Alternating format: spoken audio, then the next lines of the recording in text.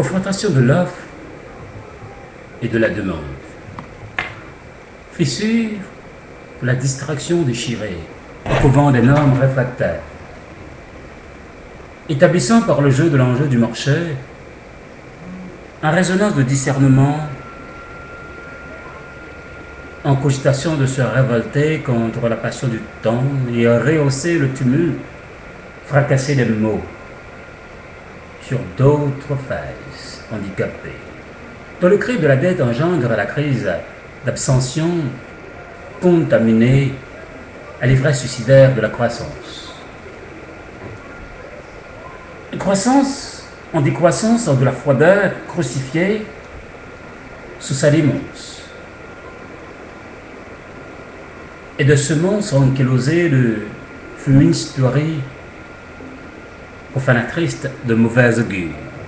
À l'entourage du voisinage, condamné à vivre, le tsunami destructeur de la veille, endeuillé de torpeur en fond d'intervention saugrenue, dessinant l'usage sans adage de la frayeur, galvaudé au sillage de la mort spectaculaire, du FMI interloqué, traqué, de rythme en cage et gage d'expression douloureuse, de triumviral, insinué à l'antre de l'Union européenne, et la pas nippon, un tabernacle, USA, en choses humaines de satire obligée. Sauvagerie de la savane, inaugurée au décalogue des figurines d'une nuit de mainmise, s'organisant à sa défaillance, où la société civile, en perspective de doublure, défiant la variance non régulée de l'iceberg, s'économisant à l'étroitesse de son espace pour redéfinir l'évasion cancéreuse du développement planétaire, un gaz à effet de serre, au cadran géographique de la déficience énergétique en émergence d'immersion saturée de prolifération catatonique. Catatonique au couloir de la trajectoire interloquée en situation d'accélération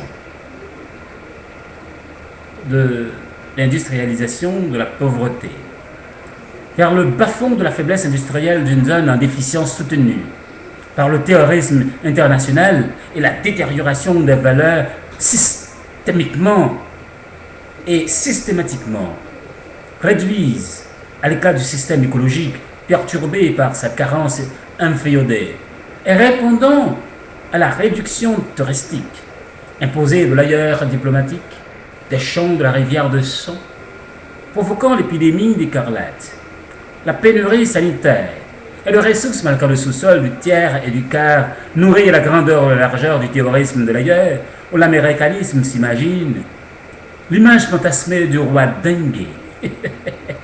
Roi Dengue, en commissure de la bêtise, et à la charogne torsionnaire en fusion-fraction à l'emblématique de la destruction du refus, s'évaporant sous la gueule de la noirceur en ficelle de mots.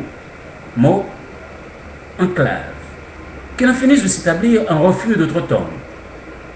Garde-fou du présent s'instituant lutte intensive face à l'oppresseur créateur de dissensions diplomatiques entre les États amis et de nouvelles guerres, ou l'imaginaire désenchanté fabriquant la présidence, en ignorance totalitaire du totalitarisme analphabète, pour que l'enjeu du mimétisme se distribue à sa source préétablie de plateformes économiques, assassiné au revers squelettique de la crise de la dette, fabriqué de l'extérieur et responsable de l'intérieur, ou l'ailleurs en ailleurs, et en elle de missiles, se définissant littéralement de la détérioration infrastructurelle des infrastructures de l'œil, pour assouvir sa soif mégalomane.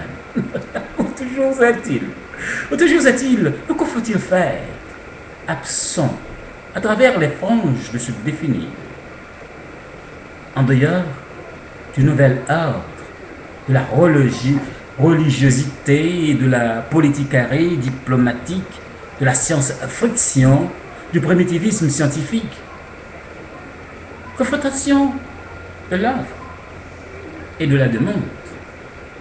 Au couvent des normes réfractaires, en évolution quantitative du capital naturel mondial, dont le rire du mensonge ridiculise le terrorisme de l'ordre mondial au sommet des génocides en séisme, du tsunami à la manche de la vallée primitive, évaluant la variation du stade entre la ressource renouvelable et non profanant le vernissage de l'artiste, beuglant sous le sable grimacé de son ailleurs économique, en lueur de l'heure, d'étourderie, de vol et de pillage, aux îles de la mémoire ancrée au vestibule du changement, dont le papier ne sera plus fange fantôme de la distribution des sondales assiégés au musée du Vatican washingtonien, à l'embouchure de la déchirure du chagrin de Louvre, un esprit satané de la blessure économisée, en régression et de la dégradation du monument volé et revendu au musée de la parole muette.